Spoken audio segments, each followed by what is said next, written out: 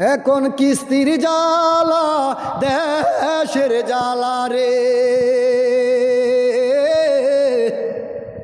মইরা গেছি আমি রে, মইরা গেছি আমি। আমার মতন কত প্রবাসী কুলবিনাশী হইছে রে, কুলবিনাশী হইছে। এখন কেন কান্দ মনরে, কানলে কি আর হবে রে, কানলে কি আর হবে। এমন কান্দা কাল দিস তোরা রে।